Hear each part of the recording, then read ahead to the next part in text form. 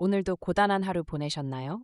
창밖엔 차가운 바람이 불고 세상은 고요함에 잠겨 있습니다. 오늘 제가 들려드릴 이야기는 김유정 작가의 정분입니다. 몹시도 추운 겨울밤, 가난에 쫓기면서도 다른 사랑을 꿈꿨던 한 남자의 서글프고도 우스꽝스러운 행보를 따라가 보려 합니다. 이제 이불을 꼭 덮고 가장 편안한 자세로 누워보세요. 눈을 감으면 하얀 눈이 소복이 쌓인 어느 산골 마을의 풍경이 펼쳐질 거예요. 자, 시작합니다. 전 정분 저자 김유정. 들고 나갈 거라곤 인제 매함지박 키조각이 있을 뿐이다. 채량 그릇이랑 있긴 좀 하나 깨지고 헐고하야 아무짝에도 못 쓸 것이다. 그나마도 들고 나서려면 아내의 눈을 기워야 할 터인데 맞은 쪽에 빤히 앉았으니 꼼짝할 수 없다. 하지만 오늘도 배를 좀 긁어놓으면 성이 뻗쳐서 재물로 부르르 나가버리리라. 아랫무기 은식이는 저녁상을 물린 뒤 두 다리를 세워 얼싸안고는 고개를 떨어진 채 묵묵하였다. 묘한 꼬투리가 선뜻 생각히지 않는 까닭이었다. 웃방에서 나려오는 냉기로 하여 아랫방까지 몹시 싸늘하다. 가을쯤 치바지를 해두었으면 좋았으련만 천정에서 흙방울이 똑똑 떨어지며 찬바람이 새어든다.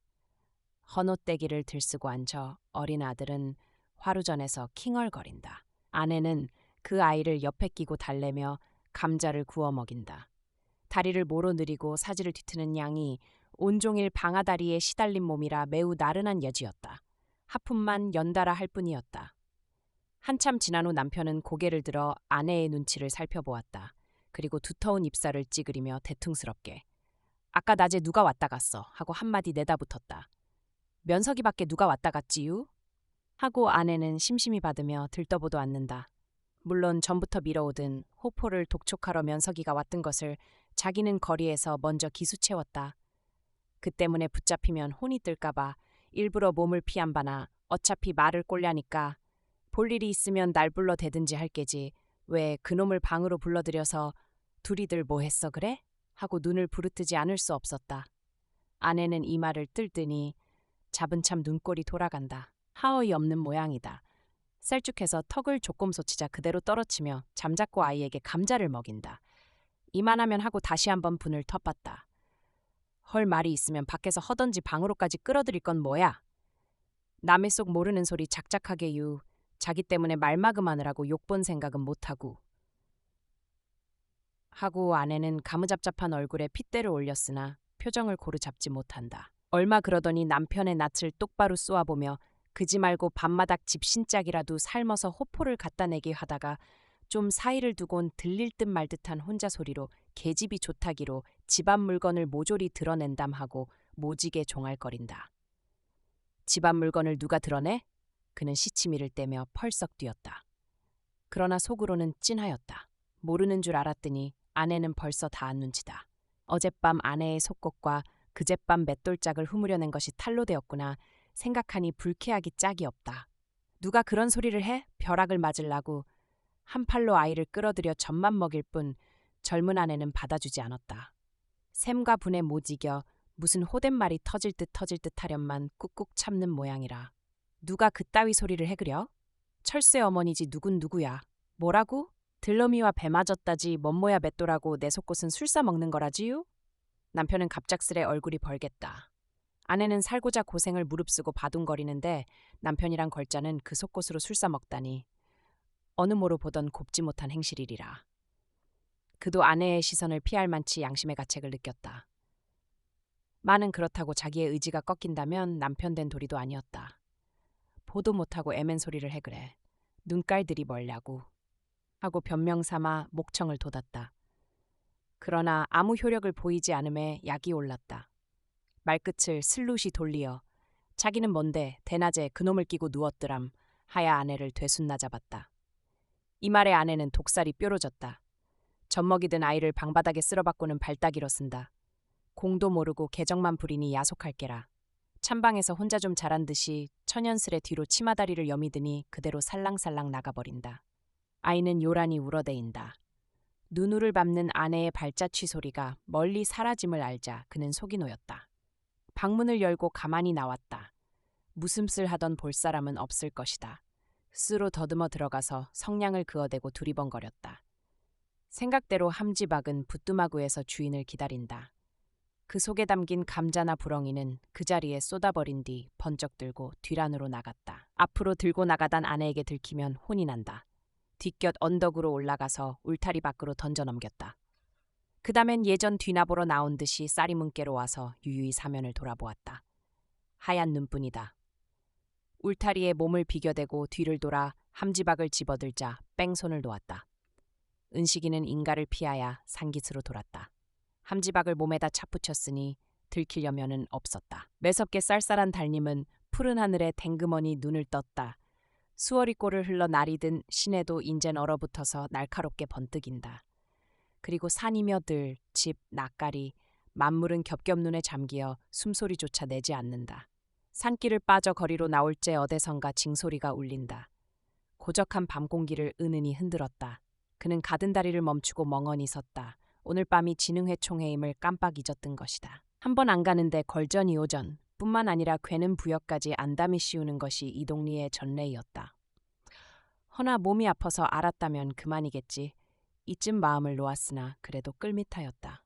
진흥회라고 없는 놈에게 땅을 배채해준다든가 다른 살방침을 붙들어준다든가 할진저 툭탁하면 굽는 놈을 붙잡아다. 신장로 닦으라고 부역을 시키기가 난당 건듯하면 고달픈 놈 불러앉히고 잔소리로 밤을 패는 것이 일수이니 가뜩이나 살림에 쪼들리는 놈이라. 도시성이 가셔서 벌써부터 동리를 떠날라고 장은대트나 옴치고 뛸 터전이 없었다. 하지만 진흥회가 동리 청년들을 쓸어간 것만은 고마운 일이었다. 오늘 밤에는 저 혼자 들껑이를 차지할 수 있으리라. 술집 가까이 왔을 때엔 기쁠 뿐더러 용기까지 솟아올랐다. 길가에 따로 떨어져 호젓이 놓인 집이다. 산모롱이 옆에 서서 눈에 쌓여 흔적이 진가민가나 달빛에 비끼어 갸름한 꼬리를 달았다. 서쪽으로 그림자에 묶이어 대문이 열렸고 고곁으로 등불이 반찍대는 지게문이 있다. 이 방이 개수기가 빌려있는 곳이었다. 문을 열고 썩 들었으니 계집은 일었으며 반긴다. 이게 웬 함지박이지유? 그 태도며 얕은 웃음을 짓는 양이 사흘 전 처음 인사할 때와 조금도 변치 않았다. 어젯밤 자기를 사랑한다는 그 말이 알톨 같은 진정이리라. 하여튼 정분이란 희한한 물건. 왜 웃어 어젯밤 술값으로 가져왔지 하였으나 좀 제면적었다. 계집이 받아들고서 좋아하는 걸 얼마쯤 보다가 그게 그래봬도 2장은 넘을 걸 마주 싱글에 웃어주었다. 개수기의 흥겨운 낯은 그의 행복 전부였다. 계집은 함지를 들고 안쪽 문으로 나가더니 술상을 받쳐들고 들어온다. 미안하야 달라도 않는 술이나 술값은 어찌되었든 우선 한잔하란 벤이었다. 막걸리를 화로에 거넥만하야 야마부며 어서 마시게유 그래야 몸이 풀류 하더니 입에다 부어까지 준다. 한숨에 쭉 들어켰다. 한 잔, 2잔, 석잔 계집은 탐탁히 옆에 붙어 앉더니 은식의 어른 손을 젖가슴에 품어준다. 가여운 모양이다. 고개를 접으며 나는 낼 떠나유 하고 떨어지기 섭한 내색을 보인다. 좀 더 있을랴 했으나 진흥회 회장이 왔다.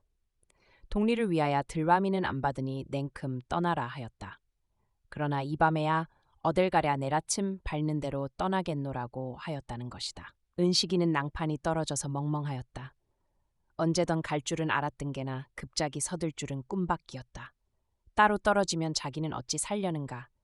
개수기에겐 번이 남편이 있었다. 곧 아랫묵에 누워있는 아이의 아버지. 술만 처먹고 노름질에다 훅닥하면 아내를 두들겨 패고 벌은 돈푼을 뺏어가고 함으로 해서 견딜 수 없어 3달 전에 갈렸다는 것이었다. 그럼 자기와 드러내고 살아도 무방할 게다. 허나 그런 말은 차마하기 어색하였다. 난 그래 어떻게 살아 나도 미라갈까? 그럼 그럽시다 유 하고 그 말을 바랐단 듯이 선듯 받아가 집에 있는 아내는 어떻게 하지유? 그건 염려 없어. 은식이는 기운이 뻗쳐서 계집을 얼싸 안았다. 아내쯤은 치우기 손수었다. 제대로 내버려두면 어대로 가던 마던 할 터이니까 다만 개수기를 이와다니며 벌어먹겠구나 하는 새로운 생활만이 기쁠 뿐이다. 내일 밝기 전에 가야 들키지 않을걸. 야심하여도 술구는 없었다. 단념하고 문고리를 걸은 뒤 불을 껐다. 계집은 누워있는 은식이 팔에 몸을 던지며 한숨을 후지운다. 살림을 하려면 그릇 조각이라도 있어야 할 텐데 내 집에 가서 가져오지. 그는 아뭇거림 없었다. 아내가 잠에 골아지거 턴 들어가서 이거 저거 후무려 오면 그뿐이다. 내일부터는 굶주리지 않아도 맘 편히 살려니 생각하니 잠도 안 올 만치 가슴이 들렁거린다. 우풍이 쉬었다. 주인이 나빠서 방에 불도 안 핀 모양 까칠한 공석자리에 드러누워서 떨리는 몸을 녹이고자 서로 꼭 품었다. 한 구석에 쓸어박혔던 아이가 잠이 깨었다. 킹얼거리며 사이를 파고들려는 걸 어미가 야단을 치니 도로 제자리로 가서 끽소리 없이 누웠다. 매우 훈련받은 젖먹이었다. 은식이는 그놈이 몹시 싫었다. 우리들이 죽도록 모아놓으면 저놈이 써버리겠지. 제 애비번으로 노름질도 하고 어미를 두들겨 패서 돈도 빼앗고 하리라. 그러면 나는 신선 노름에 도끼자루 썩는 격으로 헛공만 들이는 게 아닐까 하고 생각하니 곧 얼어 죽어도 아깝진 않았다. 그러나 어미의 환심을 살려니까에 그놈 착하기도 하지 하고 두어 번 그 궁뎅이를 안 뚜덕일 수 없으리라. 다리 기울어 지게문을 밝힌다. 이따금씩 마구간에 뚜벅거리는 새굽 소리, 평화로운 잠자리에 때 아닌 막아들었다. 뭉태가 와서 낮은 소리로 계집을 부르며 지게문을 열라고 찔거거리는 것이다. 개수기에게 돈 좀 쓰던 단골이라 새도 가맹랑하다. 은식이는 골피를 찌푸렸다. 많은 계집이 기속말로 내 잠깐 말해보낼게 밖에 나가 기다리유 하매는 속이 든든하였다. 그 말은 남편을 신뢰하야 하는 속셈이리라. 그는 바람같이 앞문으로 나와서 방벽계로 몸을 착 붙여 세웠다. 은식이는 귀를 기울여 방의 말을 엿들었다.